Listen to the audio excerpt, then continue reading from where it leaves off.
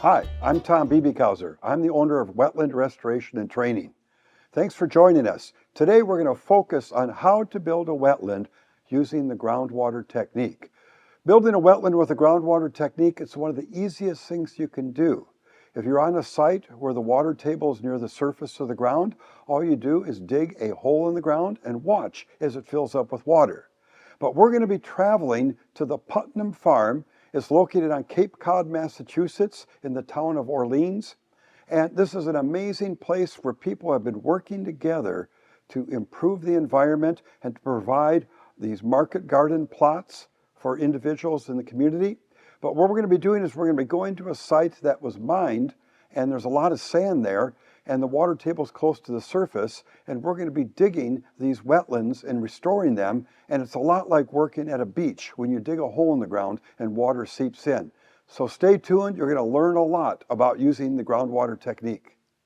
The groundwater technique is used to build wetlands where the elevation of water in the ground is near the surface for all or part of the year. The groundwater technique, we use it where the soil is saturated, generally within 8 feet of the surface during most of the year.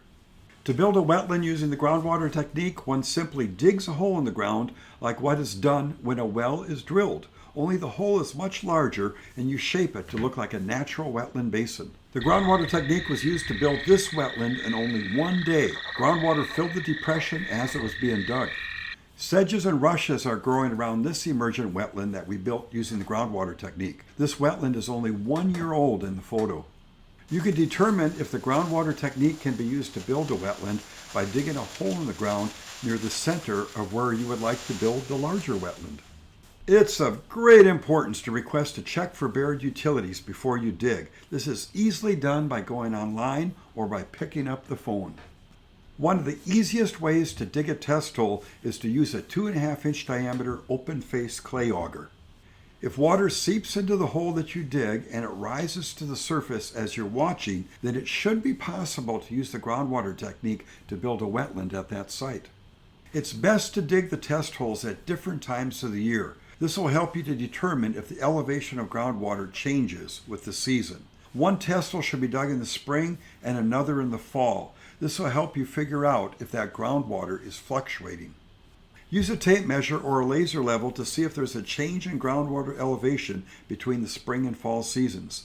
This information will help you identify how deep to dig to build a wetland that holds water all year or for only part of the year. This is a 1-year-old wetland that we built in British Columbia by using the groundwater technique. The wetland is full in the spring when the elevation of groundwater is high, and the wetland is almost dry in the fall when the elevation of groundwater is much lower. Here we're using a backhoe to dig a deep test hole to help us design a wetland project in the Nevada desert. We've dug through a 4-foot thick layer of silt clay on the surface down into a gravel layer that's saturated with groundwater. Look at how groundwater is entering this test hole that we're digging with a backhoe. The groundwater is flowing in gravel that's beneath the compacted layer of silt clay, and the silt clay is near the surface. We can build a wetland on this site by removing the silt clay and digging a large and deep depression that extends down into the thick layer of gravel.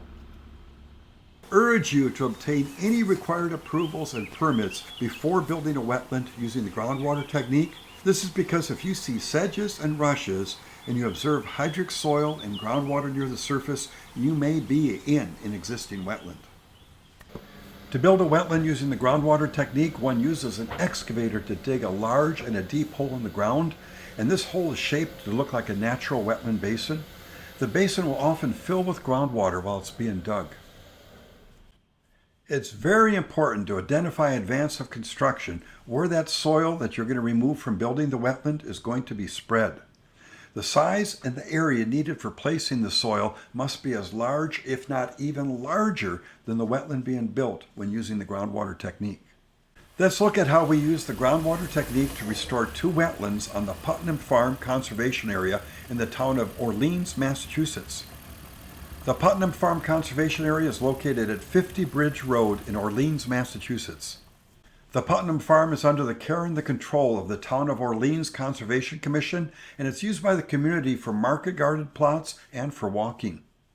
Encompassing 14.2 acres, the land was purchased from Mr. J. Putnam on December 29, 2010. J. Putnam is telling this group how his father, Joseph Putnam, purchased the land in 1956 for only $10,000. The property contained rolling hills and open fields, and these areas have been farmed for hundreds of years. In 1957, his father sold sand and gravel on the land to the Massachusetts Department of Public Works for $10,000. Over 10 to 15 feet of sand and gravel was removed from the farm and it was used to construct the Eastham Rotary, which was built by filling in a salt marsh. The Massachusetts Department of Public Works stopped removing the soil from the Putnam Farm at an elevation approximately 24 inches above the water table.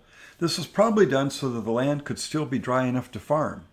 A thin layer of topsoil was spread over the surface following the removal of the sand and gravel, and this mined area was managed as a nursery for years before it began growing up to trees 20 years ago. I'd like to introduce you to John Janelle, the Orleans Conservation Administrator. John asked me to identify actions for increasing plant and animal diversity on the Putnam Farm that would also improve habitat for pollinators and benefit the community farming operations. Here's Rick Francolini, an unbelievably dedicated volunteer and an effective communicator who was instrumental in planning and organizing the Putnam Farm Wetland Restoration Project. And here's Ian Ives with Mass Audubon. He made this partnership possible. I carefully examined the Putnam Farm Conservation Area from March 5th through the 8th, 2023. We worked to identify actions that could be taken to improve the area. We focused on the two existing wetlands, which are named the pond and the shrub swamp. This was an uncommon project because most of the people I talked to, they want to avoid changing existing wetlands because of federal, state, and local regulations that affect these areas. You're looking at the pond. It's an emergent wetland that's only 3,926 square feet. This is less than 1/10 of an acre in size. A dragline was used to deepen a small area of the pond years ago, and this was done so its water could be used for irrigation. The pond has steep banks that are crowded with trees and shrubs, and these trees and shrubs are shading the water. The cold water may be restricting the hatching of eggs and the development of frogs, toads, and salamander larvae. The lack of sunlight can also impact turtle basking and nesting habitat. The dense shade and the steep slopes were limiting the diversity and the growth of flowering plants, affecting pollinator use of the area. Here's the shrub swamp. It's 5,307 square feet in size. It's a shallow depression that's dominated by a thick growth of shrubs and trees. Portions of the shrub swamp have been filled in with soil and trash. The shrub swamp contains a small area of water, only 3 inches deep, for a couple of weeks in the spring. It's dry the rest of the year. The shrub swamp doesn't contain water long enough for frogs, toads, and salamanders to develop, but it does contain water long enough for mosquitoes to develop. The dense shade in and around the shrub swamp, it's restricting the diversity and the growth of flowering plants, definitely affecting pollinator use of the area. That dense tangle of trees and shrubs and branches within and surrounding the shrub swamp, it's restricting bat use and waterfowl use of the area. They simply can't get to the water. It would be very difficult to use the shrub swamp for environmental education activities because the students, they would have a tough time getting through the dense growth of shrubs and all the thorns that are present on the greenbrier and the multiflora rose. It wouldn't be a good experience. The goal of this project was to restore a robust and a healthy ecosystem in the Putnam Farm Conservation Area, and this would be done to provide habitat for pollinators and for a diversity of plants and animals. We identified that vernal pond wetlands and wet meadow wetlands could be restored within and along the edges of the pond and the shrub swamp. John Janelle and Rick Francolini, they organized 3 separate one-day design charrettes, and this was done to gain input from community members and key individuals in how the pond and the shrub swamp should be managed. Individuals from the Orleans Conservation Commission, the Agricultural Council, Putnam Farm Growers, Natural Resources Conservation Service, and other community members joined us as we designed actions that could be taken to restore the pond and the shrub swamp. The group dug soil test holes using a handheld soil auger near the pond and the shrub swamp, and we did this to determine soil texture and the elevation of water in the ground. The soil test holes we dug, they showed us that the pond and the shrub swamp are in basins, and these basins are dominated by sand texture soil. We dug additional holes around the sites, and they showed us that the sand texture soils dominated the entire Putnam farm. It was very important to determine the elevation of groundwater during the growing season. The soil near the surface must remain moist during the growing season for sedges, rushes, and wet meadow wildflowers to grow. Wet prairie plants won't survive if the soil near the surface is dry all summer. Neither will they grow if the area is covered with standing water for weeks during the growing season. A groundwater monitoring well had been installed near the pond site. We found that the elevation of water in the well was the same as the water level in the pond. This makes sense because the texture of the soil on the area is sand.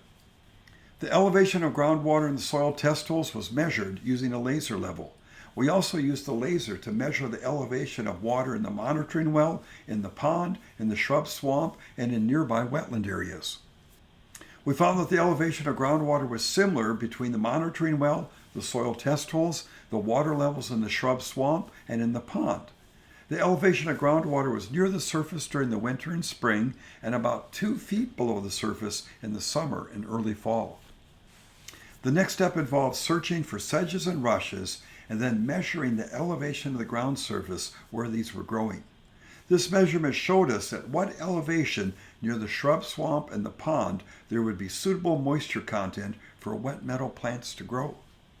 The groundwater and the soil testing showed us that in order to build the wet meadow habitats, we would have to remove about 2 foot of soil in sunlit locations to provide suitable areas for a diversity of wildflowers to grow. We also determined to build the vernal ponds so they would hold water long enough in the spring for amphibians to develop. We'd have to dig at least 2.5 to 3 feet deep. Following my visit, Ian Ives and I prepared a detailed plan for the restoration of the pond and the shrub swamp. It was a huge job obtaining approval to move forward with the project, and this was despite the clear benefits that the project would provide to pollinators, the eastern spadefoot, and the eastern box turtle. Identifying the science and the mathematical factors needed for success was easy compared to navigating the intricate social aspects that were required for approval. Some individuals viewed us as developers who would destroy the pond and the shrub swamp. Others were aghast at our proposal to modify existing wetlands they viewed as perfectly fine in their altered state. Obtaining the approval to move forward with the restoration of the pond and the shrub swamp required hundreds of hours of discussions, emails, and phone calls. But it worked.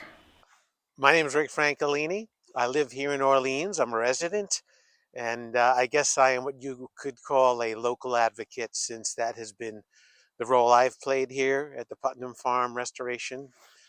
Somebody asked me what my advice would be for if you wanted to do this in your community. The first suggestion I would give you is to get a thick skin, because it can be a bumpy road. Restoring wetlands is not something that is fully understood or commonly accepted. There's this perception that they're sacred and can't be touched, which is understandable. But by the same token, what we've learned is that they do get degraded, they do get overgrown, they do become unproductive. You know, it takes a bit of an effort to navigate the permitting and to build the consensus necessary. But if you enlist the support of not only other advocates, but the experts in the field that provide the credibility to these projects to help get them done, that'll be a really big help in getting you to the finish line. Fortunately, the Town of Orleans Conservation Commission approved the Putnam Farm Wetland Restoration Project on December 1st, 2023. Most of the funding needed to implement the project was soon donated by generous individuals in the community. The implementation of the Putnam Farm Wetland Project began during the first week of April in 2024. The main piece of heavy equipment that we used to complete the project was an excavator. I use georeferenced project design maps and the Avenza Maps program on my cell phone to accurately locate the boundaries of each wet meadow and vernal pond to build. We tied colored plastic ribbons on trees and shrubs to show the excavator operator what vegetation to remove. The colored plastic flagging was really easy for the operator to see. We tied pink colored ribbons on trees that we wanted to remove. In grassy areas, we placed wire flags in the ground to show the excavator operator where to build the vernal ponds and the wet meadow wetlands. The name of our highly skilled excavator operator was Donnie Williams. He worked with us to complete the project. Donnie Williams began work by using the excavator to remove the trees and the shrubs. The larger trees were removed and saved to place back in the finished vernal pool wetlands. Removing these trees was necessary to create sunlit areas where wildflowers would grow that in turn would benefit pollinators. The sunlight would also facilitate the hatching of the frog and toad eggs that would be laid in the vernal ponds next spring. I was on site full-time guiding the excavator operator. I placed wire flags in the ground to show the excavator operator where to dig. I felt it was very important for me to be on site to answer questions and to work alongside the dedicated volunteers who came out to help with the project. Ian Ives are using a laser level to monitor the depth of the wet meadows and the vernal ponds that we're building. I took elevations often to make sure that we were removing the correct amount of soil to make the wet meadows and the vernal pond wetlands. This measuring had to be done before the basin we were building filled up with water. The non-native autumn olive trees and the multiflora rose bushes, along with their roots, we placed these in a large dumpster for disposal. Some of the trees that were shading the banks were removed and saved for later placement in and around the finished wetlands, and these would provide basking sites for turtles and loafing logs for ducks. Construction was challenging because of the torrential rain that fell on the area the night before the excavator began working. Floodwater filled the pond and the shrub swamp basins. This made it very difficult for us to see the ground for construction. It was necessary for us workers to wear rubber boots and for the heavy equipment operator to dig in standing water to complete the project. The excavator operator began construction by digging a deep hole in the center of where one of the vernal pools would be built. The vernal ponds were dug deepest in the middle with gradual slopes. Here we're removing about 2.5 feet of soil to build a vernal pond. Water quickly filled the vernal pond that we were building. To save us from having to walk in the cold water up to our waist, we marked the depth the excavator operator should be digging on the side of the bucket. We placed wire flags to help guide the excavator in knowing where to dig. There's a lot of water pooled here because of the heavy rain and all the runoff that came with it. The excavator operator moved slowly and deliberately so that the soil that was being removed would not turn to mud and ooze out of the bucket. The vernal pond we're digging appears much deeper and much larger because of the flooding. The runoff that collected in the basin, it's going to soak into the ground in a couple of days. The soil removed from digging the vernal pond was cast in piles outside of the perimeter of the wetland that we were building. Donnie Williams would periodically move the excavator back from the wetland being built and spread the soil away from the water's edge. The piled soil is being moved away and uphill from the wetland being dug. There's a lot of soil that needs to be spread when building a wetland using the groundwater technique. We built wet meadow wetlands by shaping gradual slopes along the edge of the pond and the shrub swamp, and by creating large and shallow bays that expanded the size of each wetland. The soil removed from digging a wet meadow wetland is pulled back from the edge of the water to create a gradual slope. The wooden stakes were placed to show Donnie where to dig. Here soil is being removed from higher ground to restore the wet meadow edge. The excavator operator is shaping a gradual slope along the uphill edge of the wet meadow that we're building. We're again checking the elevation of the wet meadow that was dug to make sure it's not too deep or it's too shallow. Donnie works backwards with the excavator to build the wetland, finishing each section within his reach so he doesn't have to return to work in the deeper water and the mud. I worked closely with the excavator operator to communicate any adjustments that we needed to make and these affected the shape and the depth of the wetland that we were building. And we had to do this before the hole filled with water, and we couldn't see if any changes were needed. It's really important to stay close to the excavator before the machine moves, because usually it's not possible to return into the hole to make any adjustments without getting stuck. You often only have seconds to see in the basin as it's being dug and before it fills with water when building a wetland using the groundwater technique. I often use hand signals to show the excavator operator if they need to dig deeper or to go shallower. We found that while working on the sand, there was little danger of the excavator getting stuck, and there was no reason to use logs for flotation. While the excavator operator could travel in standing water, he was careful not to drive through water so deep that it would enter the cab of the machine and possibly damage its electrical system. It's often necessary to use logs for flotation when working on saturated clay, silt, or organic soil, and this we need to do to keep the excavator from getting stuck.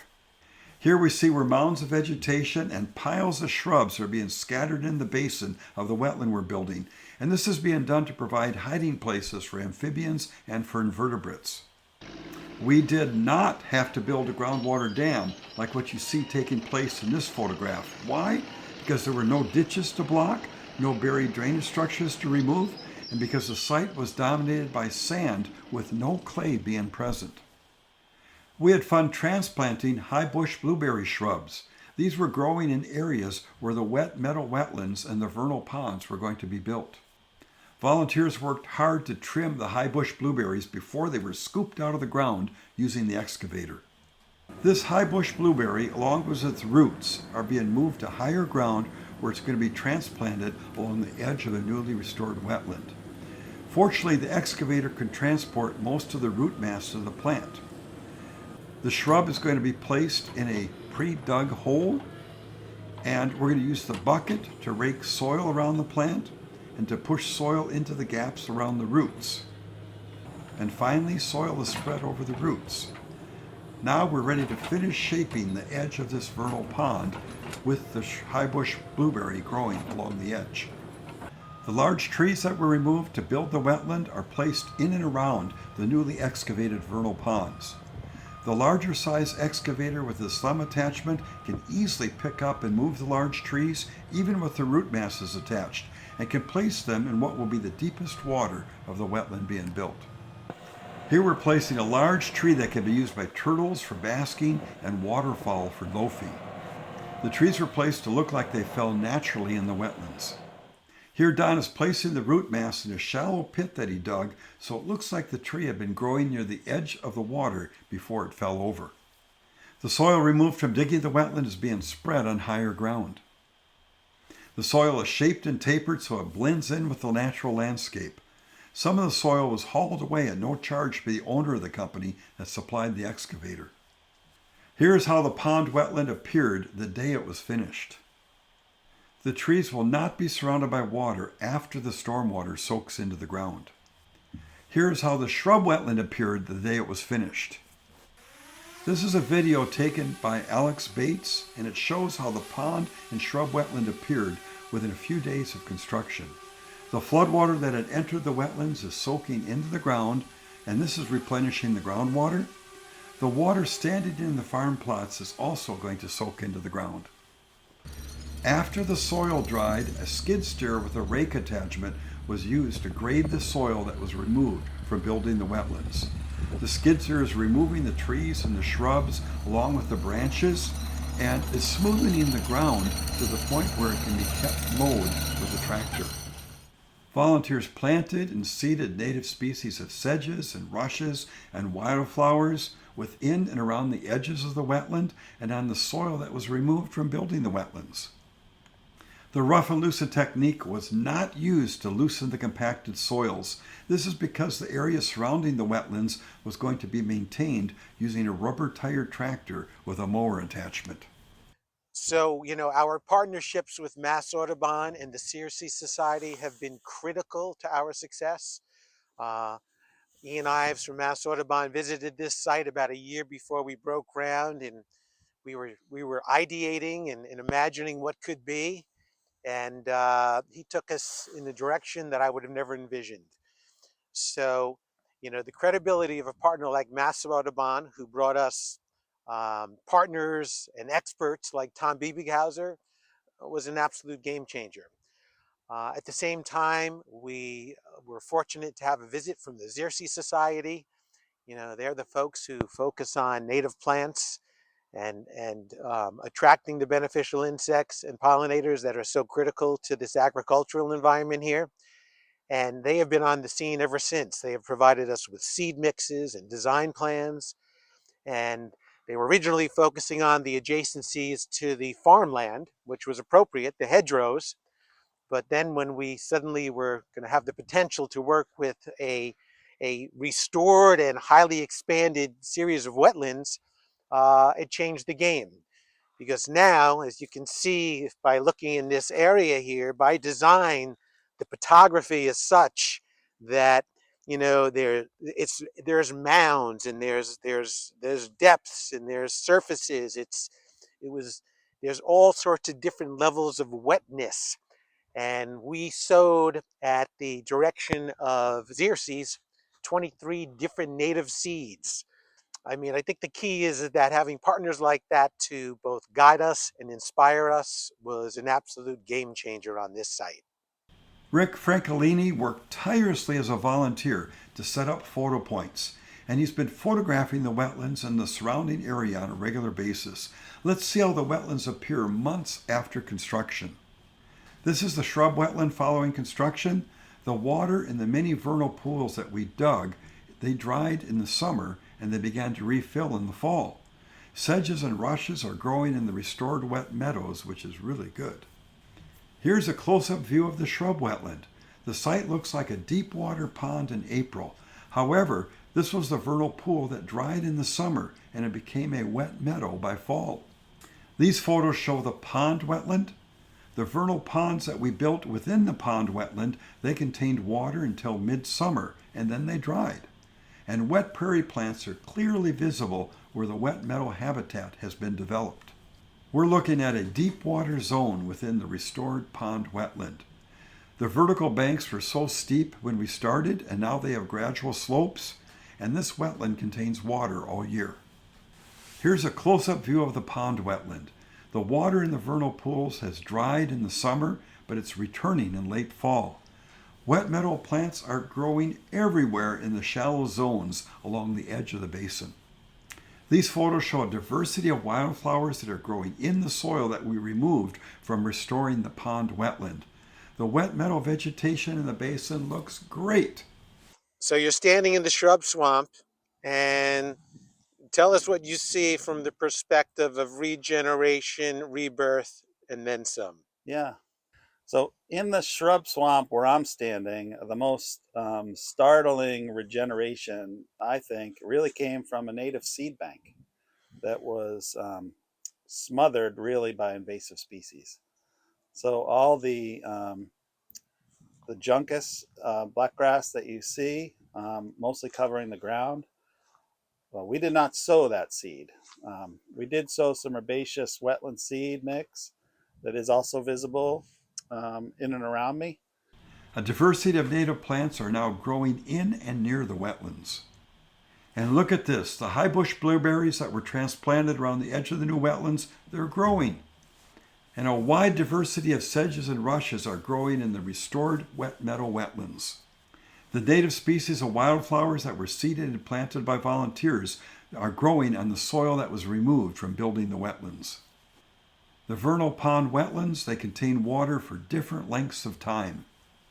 I think you'll agree that the project has added great beauty to the landscape. So, what advice would you like to give someone who would like to restore a wetland in their community? Yeah, for advice for others considering taking on projects of this type, the one thing that I really liked and enjoyed doing was work with others. And so we brought in a number of experts, whether it was Mass Audubon, the Xerces Society, the Association to Preserve Cape Cod, as well as others I'm sure I'm missing.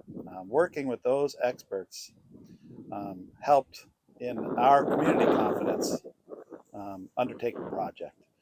And we've had relationships develop through this work that continue. It's exciting to see those folks continue to come around to view the site, and also like a living experiment, if you will, come learn from its success and failure through the seasons. And so we've seen that in year one, and I expect we're going to see a lot more of that in the next few years. The Putnam Farm Wetland Restoration Project was successful in meeting objectives for restoring wet meadow wetlands for pollinators and vernal pond wetlands that provide habitat for the eastern spadefoot and the eastern box turtle. The project's an outstanding example of how agency personnel, our regulatory commission, and community volunteers can work together to restore historically impacted wetlands and help the environment. Every single wetland project has its challenges. Challenges when you design it and challenges when you implement it. But it's worth it.